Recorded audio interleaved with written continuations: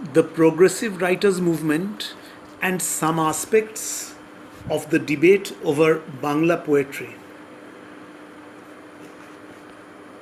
The Progressive Writers Association saw the coming together of the first generation of communist writers and cultural activists with many non communists.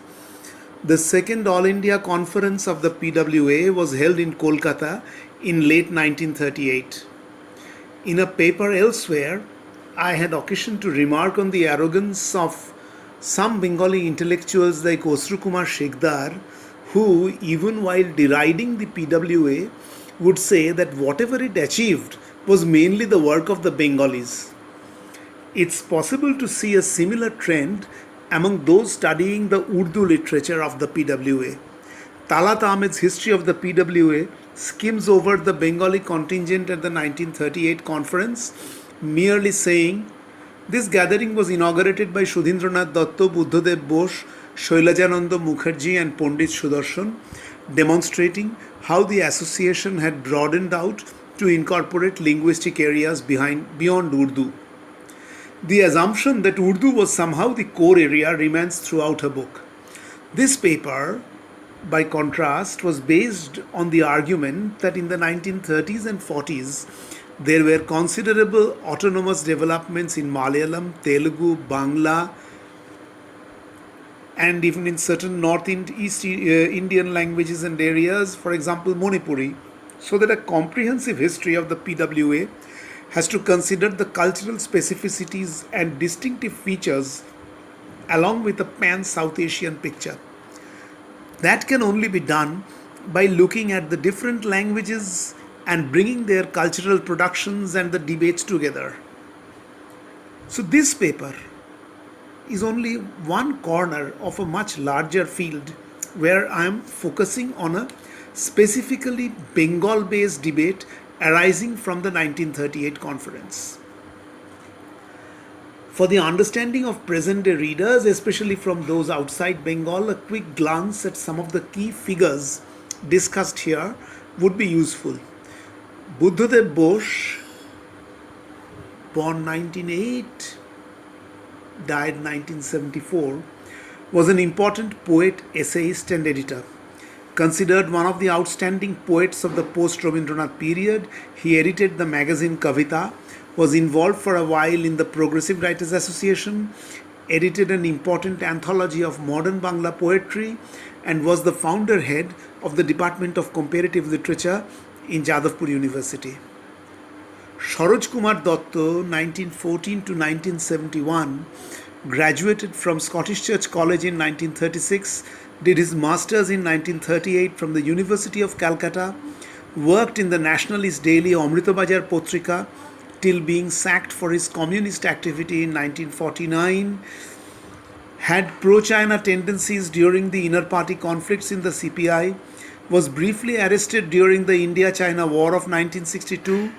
When the CPI split, Datta joined the left faction, the CPIM, and he and Sushital Roy Chaudhuri were the editors of the party paper Shadhinata.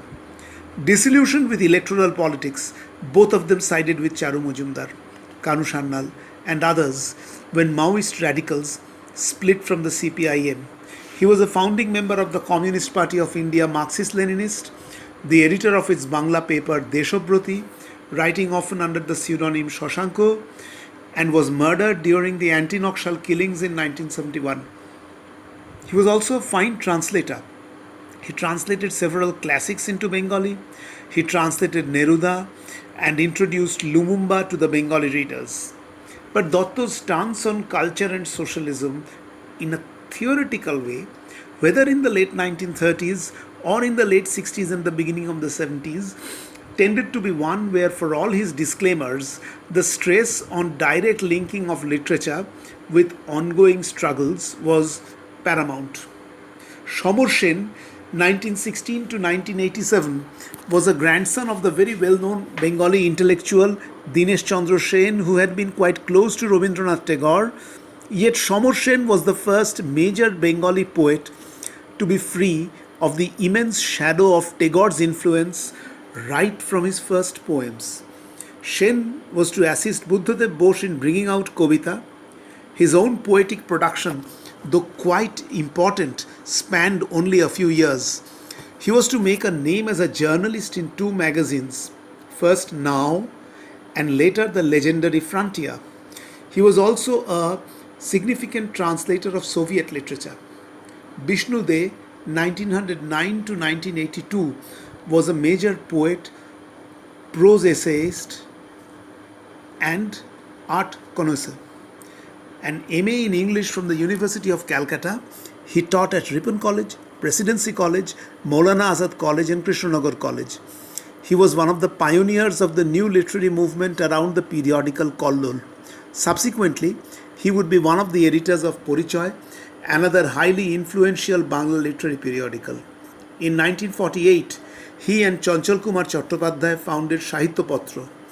A prolific poet, he published 10 volumes of poetry. He also published 7 volumes of translations, including several editions of translations of poems of T.S. Eliot. He was a recipient of the Sahitya Academy Award, the Gyanpith Award, as well as the Soviet Land Award. Inspired by Marxism, De was, however, opposed to party control over authors, and Sahitya Patra was founded partly for this reason, as Porichoy came under a too rigid Communist Party hardline domination.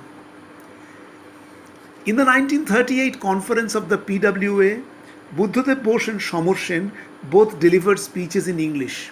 They were clearly looking at an all India audience, as was Mulk Raj Anand, who called upon Indian writers to adopt the point of view of the man in the street.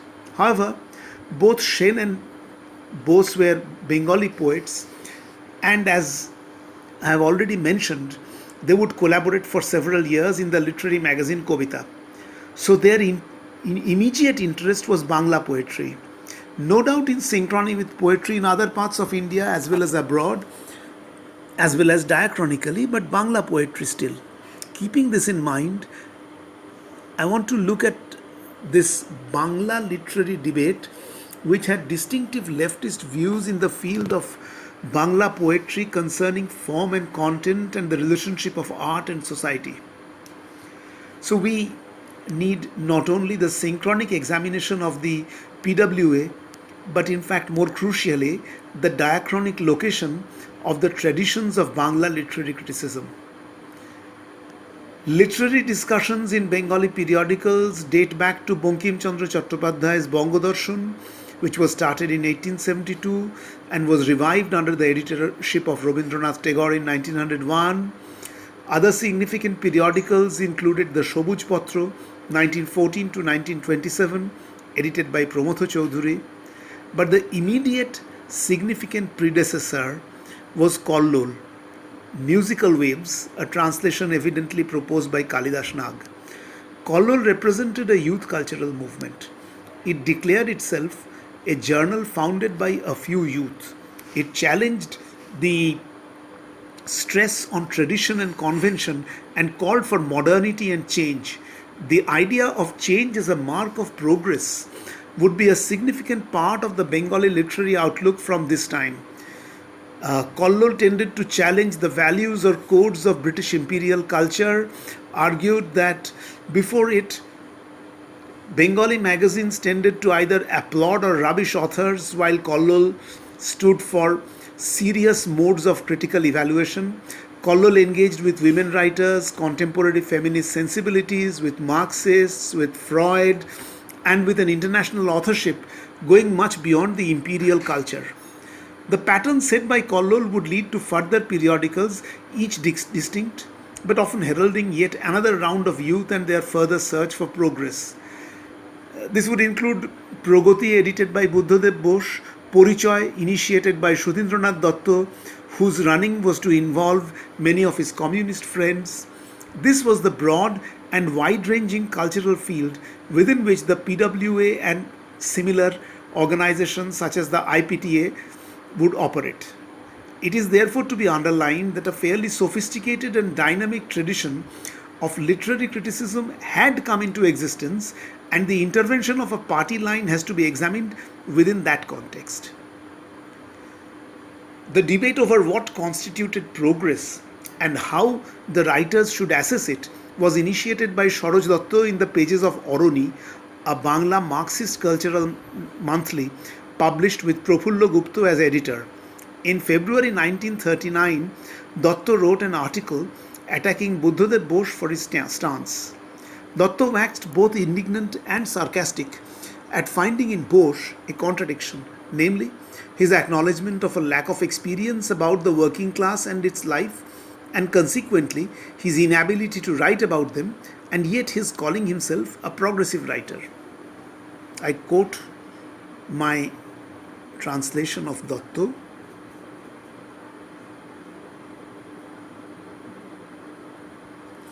Despite clearly acknowledging that he does not have the actual experience of the social layer that is the vanguard director of the social revolution in the present society, all he has in hand is an ideological sympathy. These two words are used in English by Datta because he is quoting from Bose. Yet, if he wants to call himself a progressive writer or a revolutionary artist, then he causes harm to progress and revolution. I hope Buddhadev Bose will not disagree on this point. In other words, first of all, Saroj Datta was insisting that progressive must mean revolutionary in the precise sense he as a communist was seeing a revolutionary. Secondly, he was expecting that all progressive writers would have to know the proletariat, write about the proletariat. We will see later on during his polemics with Somar Sen that he was heaping ridicule on Sen for allegedly inventing a charge that he was being asked to write stirring poems about workers and peasants, the red flag and the barricades. Now, if indeed this was a straw man charge dreamt up by Sen, Datta would have been right. Yet Datta's essay on Bose indicates just such a prescriptive attitude. He told Bose that he had to either orient himself for the ideological clarity of the declassed destitutes or retire from the field of literary creation. Now, Bose presented an easy target because of an internal inconsistency. He had often talked and written that the poet should avoid politics, and this would be his main grouse against one of the outstanding Marxist poets of Bengal, Subhash Mukhopadhyay. But he supported the PWA, which by definition was a politically oriented organization. At the same time, the attack on Bose revealed an inability to think of cultural united fronts. This was the period when Bose was closest to the progressives due to the Spanish Civil War and the anti-fascist outlook that it generated among a generation of Bengali writers and artists. Many of the non-Marxist writers who came close to the PWA did so due to the Spanish Civil War, the Japanese invasion of China, and the Italian invasion of Abyssinia. The idea of building a cultural united front bringing together communists, fellow travelers, and those who were not communists but nevertheless anti-imperialist and anti-fascist had a sound basis. But Datta seems to have seen it from a much narrower perspective. Certainly, when the debate is read today, it is also worth remembering that in Deshobrate, Datta would advocate a fiercely sectarian and dogmatic cultural line. It's possible to think of a party-nost line operating in Datta's thought from the 1939 article to the Deshobrati era. For the moment, I am going back to the early debate. The attack on Somar Sen was aggressive, perhaps because Sen presented himself more clearly as a progressive poet. Sen's essay in defense of the decadents had been a tightly argued essay. He was first of all responding to those who had given up hopes of progress. In fact, he took up quite a sophisticated Marxist position, asserting in effect that the Victorian notion of a linear progress based on rising capitalism had begun to give way in the era of finance capital. There was an attempt at applying the base superstructure metaphor to the understanding of culture and its production when he wrote, "To the skeptical critics of progress, it may be pointed out that though the present century has widened the gap between productive forces and social relations and to a certain extent justifies their enlightened skepticism, the latest powers of world production still permits a rational belief in progress. Rejecting the stance that progress is an illusion, Shen at the same time was stressing that progress was not linear.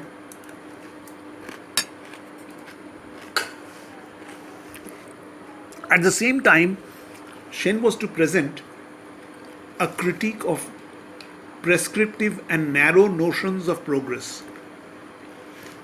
We should look at his words with care, for this debate set the tone for much of the debate over Marxism and literature in Bengal in subsequent decades. This is what Shen writes.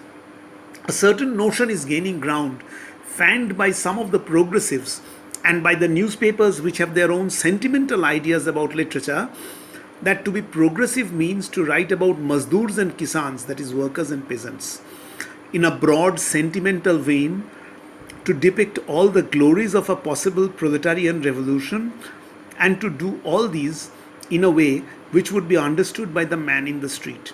Away with defeatism and all bourgeois subtleties of expression. Nothing is more important than direct propaganda. It may be that the results will be slightly disappointing for some time, but all will be well in the future society. Shen argued that the mass of workers and peasants were illiterate, so the poets could not turn directly to them. Since their readers were petty bourgeois, steeped in sentimentalism, something that he associated with Tagoreanism, attempts at widening the readership by catering to their tastes would have been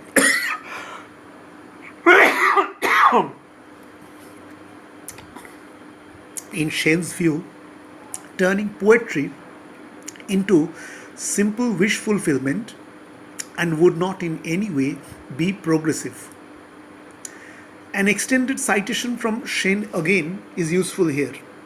Shen asserted that the colonial bourgeoisie had no life in it, which was why even a mass struggle like the civil disobedience movement of 1930 to 35 had not created any significant cultural manifestation in the domains of cinema and radio. He was stressing that with the masses illiterate, no mass revolutionary writers' movement was possible. This was, he felt, particularly true of poetry. I quote him: "To be really progressive in our time and in our country, where only a fraction is literate, is to preserve the integrity of what is good in our past tradition, to be true to oneself, and at the same time to realize that poetry is a medium through which the individual tries to adjust his relations to society, to be conscious of the complex forces which are changing our world. To be able to preserve one's personal integrity as a poet will help the progressive cause in the long run. People consider Hopkins and Eliot to be among the real pioneers of modern English poetry, and it will not be superfluous to remind that Eliot is often condemned for his obscurity and is the one poet who is convinced to his bones of the decay of all civilization. In these times of dereliction and dismay, of wars, unemployment, and revolutions, the decayed side of things attracts us most.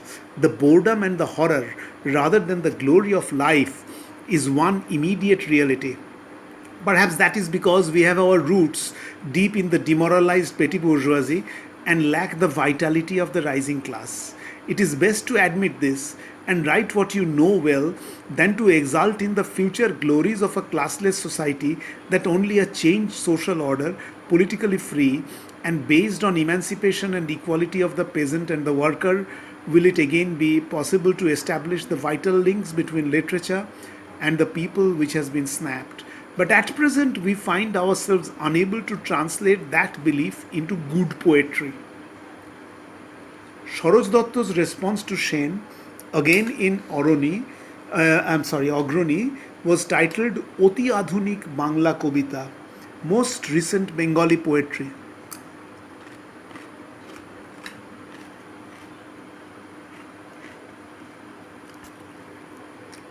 According to Datta, decadence is reactionary, and the task of Marxists is to wage unremitting struggle against decadence.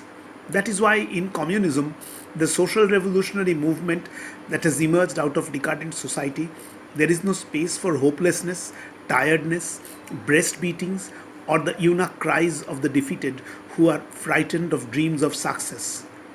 He further admonished, in the literature of decadent society, decadence is not the sign of sincerity. It is merely another name for reluctance to work and secret anti revolutionary politics.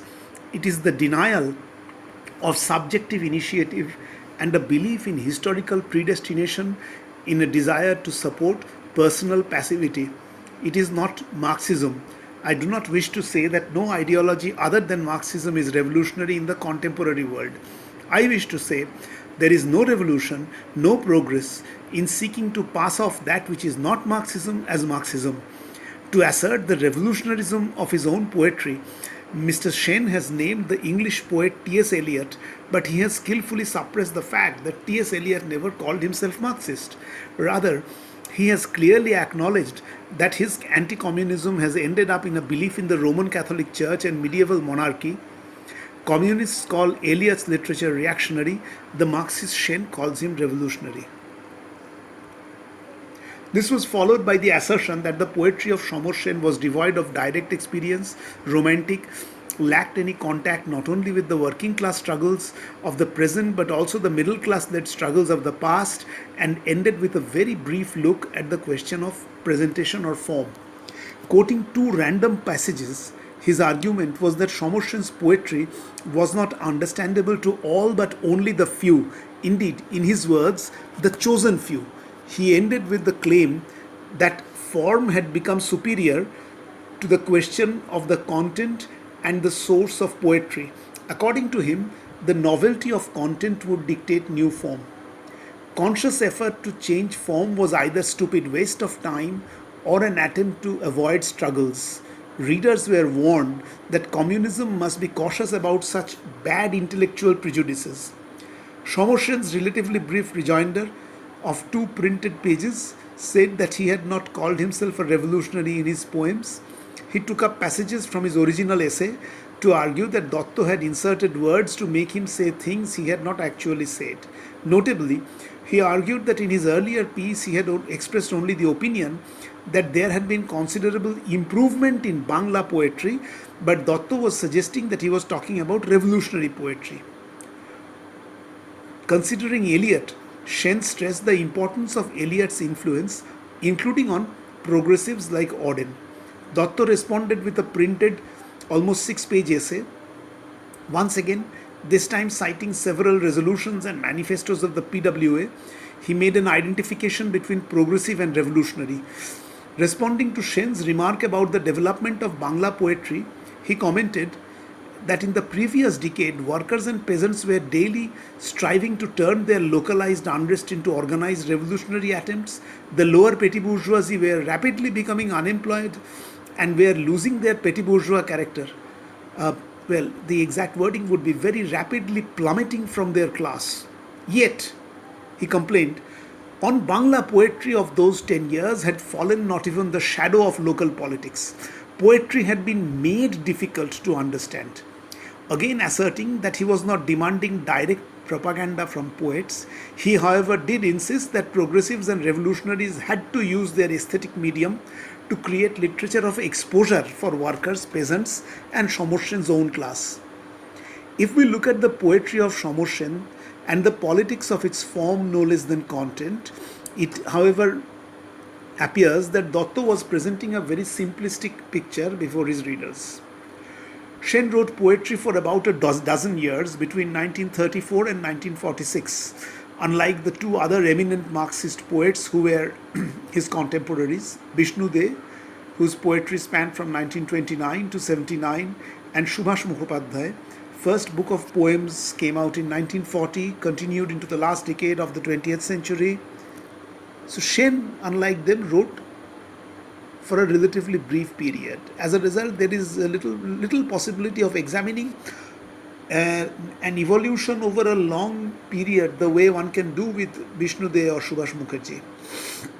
At the same time, it is to be noted that the period 1934 to 46 was not one when communist activists and leaders were having a grand time. They often faced repression. The CPI was illegal in the first part of it, and even after It was legalized after supporting the British war effort once the Soviet Union was invaded by Nazi Germany. Its cadres were involved in difficult struggles. This was the context of the publication of Sen's books of poetry. The first one, Koyekti Kobita, published in 1937, was dedicated to Muzaffar Ahmed. Grohon, 1940, whose review was the ostensible context of Dotto's essay, was dedicated to Buddhadev Bose and Radharaman Mitra. Nana Kotha, his third book of poems, published 1942, was dedicated to Bankim Mukherjee. Of these four, apart from Bose, the rest were prominent CPI leaders. Ahmed was also a collaborator of Kazi Nazrul Islam, the first translator of the International and editor of early leftist journals. The dedications indicate Sen's trust in what he saw as Marxist or working class politics, but the content of the volumes reveal also an adherence to a sense of poetry. One of the poems cited and criticized by Dotto was titled Ghore Baire. Dotto cites these lines as one of the proofs that Sen's poems were obscure. পেস্তাচেরা চোখ মেলে শেষহীন পড়া অন্ধকূপে স্তব্ধ ইঁদুরের মতো ততদিন গর্ভের ঘুমন্ত তপবনে বণিকের মানদণ্ডের পিঙ্গল প্রহার.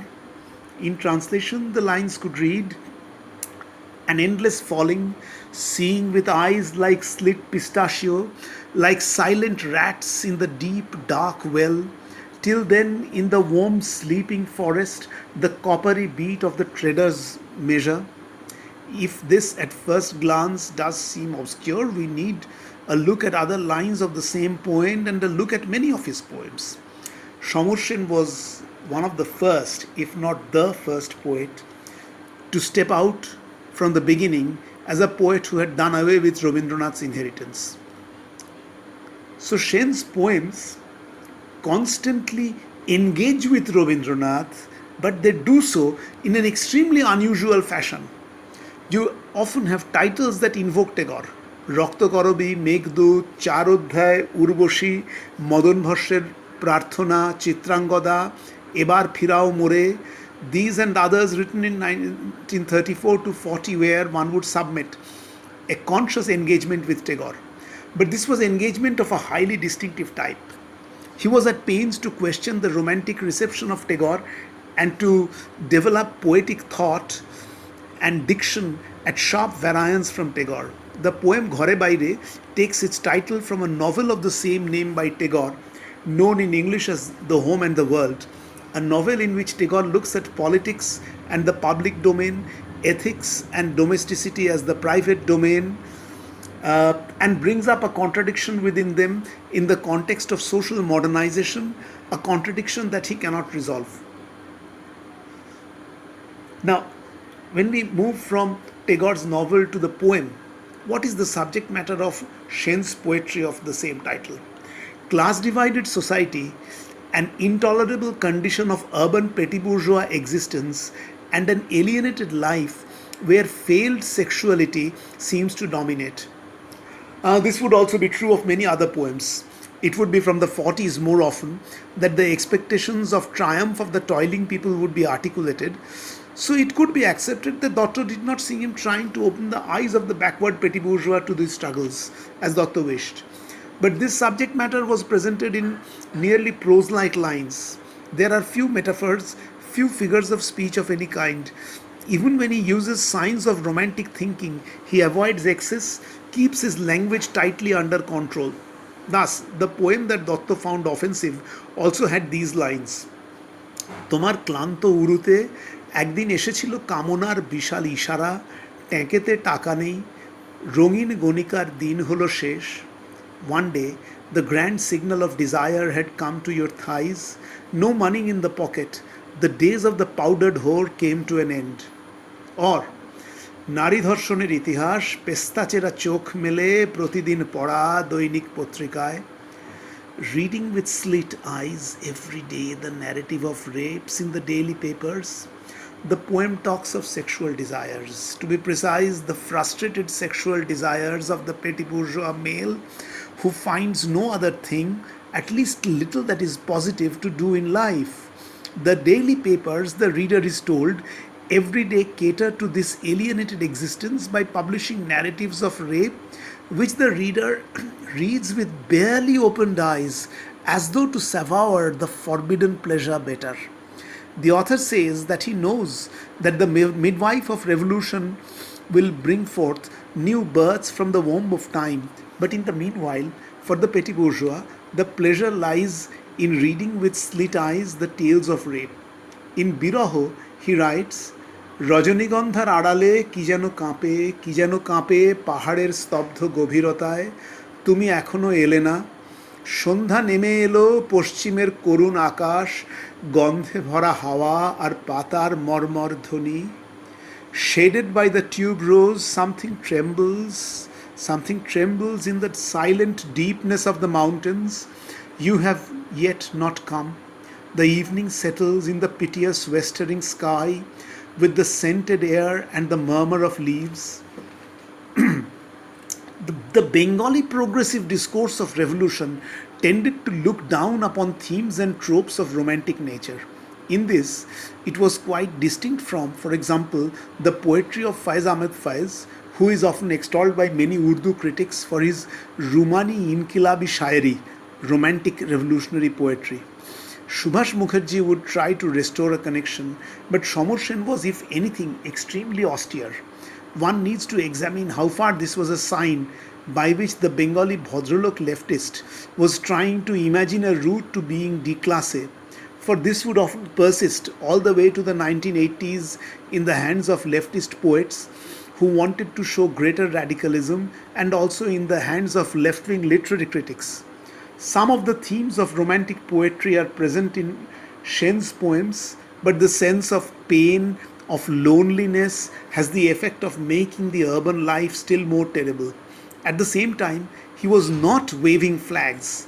The psychological frustrations treated in the lines discussed above and in many other lines of Sen's poetry suggest that if Sen was turning his face away from romantic themes, that was not because he was hewing to any real or imagined party line, but because he was exploring the minds of his chosen audience with a clinical detachment. And when he contrasts the Santal Pargana to that city life, it is not in the typical Bengali Bhadralok style, including, as Meruna Murmu pointed out in her 2019 essay, the Bengali left-wing Bhadralok style, where the Santal is appropriated for the joy of the Bhadralok. Instead, in Mohuar Desh, the land of Mohua, we are presented with the following. এখানে অসহ্য নিবিড় অন্ধকারে মাঝে মাঝে শুনি মহুয়া বনের ধারে কয়লার খনির গভীর বিশাল শব্দ আর শিশিরে ভেজা সবুজ সকালে অবসন্ন মানুষের শরীরে দেখি ধুলোর কলঙ্ক ঘুমহীন তাদের চোখে হানা দেয় কিসের ক্লান্ত দুঃস্বপ্ন Here, in the intolerable dense darkness, I sometimes hear the deep, loud sounds, and in the green, dew-washed mornings see in the bodies of tired humans the sinful marks of dust. What tired nightmares haunt their sleepless eyes? The land of Mohua, a plant whose flower is used to produce a local drink, turns out on closer inspection to be a land where Adivasis, indigenous people treated as outcasts, savages, both by the colonial rulers and the Bengali elite, are exploited in the coal mines. By setting the reference to the Mohua forest, beloved romantic imagery ever since the mid-19th century, next to the sounds of the coal mines and the tired people all dusty, the poet uses a minimum of words to break through the image and to highlight the super exploitation of the Adivasis who are sleepless and haunted by some unknown nightmare. Datta was therefore, for all his specious pleadings, calling for propagandistic writing, or he had no sense to identify the messages in Sen's poetry. It's of course possible, if one goes carefully through the poems of Tagore, to discern important changes.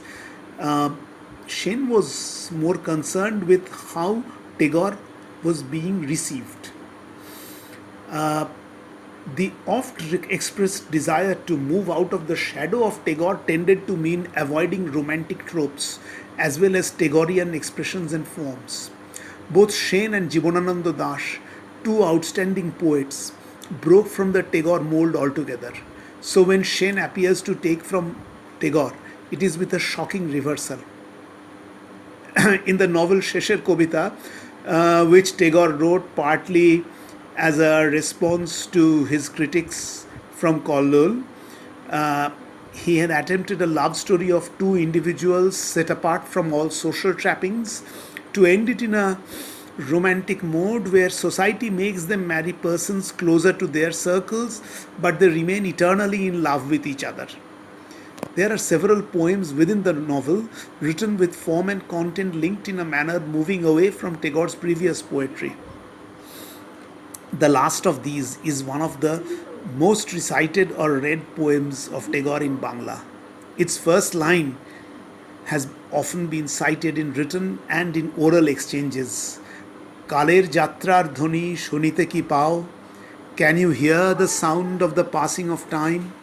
In the hands of Sen, it becomes হে শহর হে ধূসর শহর কালীঘাট ব্রিজের উপর কখনো কি শুনতে পাও লম্পটের পদধ্বনি কালের যাত্রার ধ্বনি শুনিতে কি পাও হে শহর হে ধূসর শহর লুব্ধ লোকের ভিড়ে যখন তুমি নাচো 10 টাকায় কেনা কয়েক প্রহরের হে উর্বশী তখন শাড়ির আর তাড়ির উল্লাসে অমৃতের পুত্রের বুকে চিত্ত আত্মহারা নাচে রক্তধারা আর দিগন্তে জ্বলন্ত চাঁদ ওঠে হে শহর হে ধূসর শহর O city, O grey city, can you ever hear on Kalighat Bridge the footsteps of the debauchee?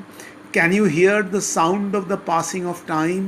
O city, O grey city, when you dance amidst a throng of covetous men, O Urboshi of a few hours, purchased for 10 rupees, then the thrill of the dress and the drink makes the blood dance, enthralled in the breasts of the children of immortality, and the burning moon rises on the horizon, O city, O grey city. Datta's other significant charge against Sen was due to Sen's invocation of Eliot. Once more, Datta is resting his case on Eliot's political trajectory. The importance of Eliot as poet, as editor, and as literary critic is entirely subordinated to his identification of Eliot as politically conservative. Yet, Eliot was to influence poets on the left, from Spender among English language poets to Bishnu De among the Bengali ones. This did not mean that the left wing or progressive poets were clones of Eliot. If we look at Eliot's rejection of the Russian Revolution, we find by contrast they taking a very different stance right from Purbo Lekho, poems of 1937 to 41.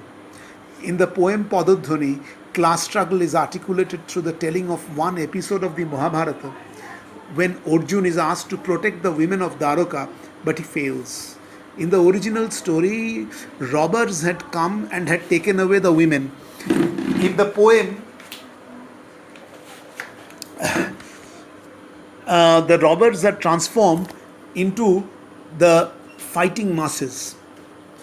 চায় তারা ফসলের ক্ষেত দিঘিও খামার চায় সোনাজলা খনি চায় স্থিতি অবসর. They desire the fields of crop, the water bodies and farms. They wish for the mines of burning gold. They want stability, rest. But the impact of Eliot on they is evident both in his translation of Eliot and in his own poetry. The Eliot of the Criterion was rather different from the Eliot who denounced the Russian Revolution in his notes in the wasteland. As he wrote, the ideas with which you did not agree, the opinions which you could not accept, were as important to you as those which you found immediately acceptable. It was our business not so much to make any particular ideas prevail as to maintain intellectual activity on the highest level. This willingness to provide space to difference would be a significant contribution that even A.L. Morton would acknowledge. Moreover, Eliot's The Wasteland or The Hollow Men examine a societal crisis. It was perfectly possible for a Marxist or a Marxism inspired poet to read these poems as poetry that lays bare the decadence of capitalist society. It is noteworthy that Vishnudev would be a translator of the Hollow Men. They was, of course, aware of the differences in position, both personal and political, between Eliot and himself. In his introduction to Elioter Kobita, a volume of Eliot's poetry in translation, he remarked that there was a fundamental difference between the British and the Indians, which 2 centuries of imperial power had not overcome. At the same time, he drew a parallel between the impact of Marxism and the impact of Eliot's poetry, both opening the doors of Europe and through it the world to the Bengali mind. However, in the carefully argued passage, Marxism is compared to the moment of the sun, while Eliot is a moonlit night. This presence is therefore presumably one that creates an illusion but is not as lasting. But how did he accept Eliot? The discursive strategy proposed by Datta would call for an outright rejection of the reactionary poet. For the history of poetry is the history of its technique. He further cites Aragon to stress that in poetry no dogma is applicable, though he goes on to immediately assert that hence Eliot's dogma is unacceptable for us. He also argues that in the search for English, European, and even Indian literary heritage, Eliot's example is to be respectfully considered. But Eliot's most direct poetic impact was possibly due to his urging that poets not use separate poetic words. In his first 2 books, namely Urboshi O Artemis and Chorabali, they was unable to overcome this. For example, using Herilam, Moor, Shudhiye, Magi, etc. What we do find is a self-defense against the overpowering influence of Tagore. Shamar Sen, as we saw in his poems, was to use prosaic language from the start or use poetic language only to tear aside the romantic veil. When the sound of the passage of time is made to coexist with the footsteps of the debauchee, poetic use of the passage of time is dissolved. A sustained use of the ironic mode indeed characterizes Sen's poetry, for which the more high-flown poetic language was often quite unsuitable. Finally, Shujit Ghosh's study of Vishnudev strongly suggests that despite differences due to location and politics, the internationalism of Dev's poetry is affiliated or aligned with, in some sense, Eliot's cosmopolitanism.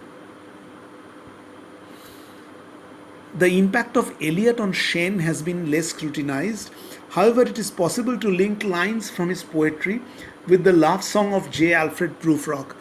Vivekananda Roy makes a case for this in a tribute to Sen, but all too briefly. This is the place to conclude the present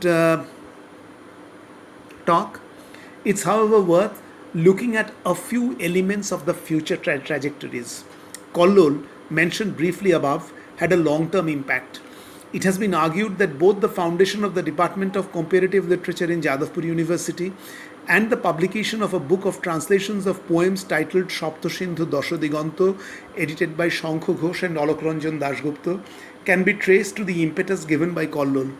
Regardless of that, as I argued earlier, a complex mode of literary criticism had come into existence. The PWA call for a turn to the common people was received in a field already prepared.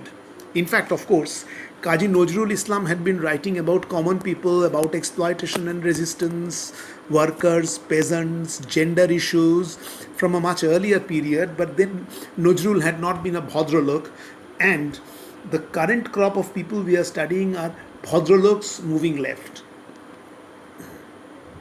What was unusual was the attempt to narrow down the field of quote-unquote true progressives in the manner that Datta attempted. In the 1930s, this would remain one effort.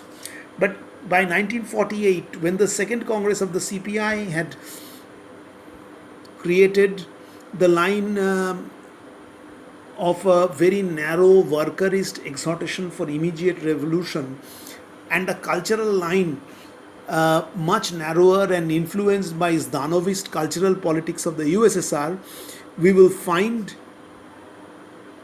a total transformation and a militant push for the kind of line that Dotto seemed to be arguing for in his 1939-1940 essays. This was why Vishnu, finding Porichoy too dogmatic, would launch his own journal with a commitment to democracy and pluralism, even while he professed his own Marxist outlook. In a long essay, Rajai Rajai, which I have translated as Battle of Kings, they examined both the struggle for apolitical poetry by Buddhadev Bose and the party line sought to be promoted through Marxbadi and Porichoy. And in doing so, he stressed the need for a democratic and pluralist Marxism. An elaboration of that, however, must await another occasion.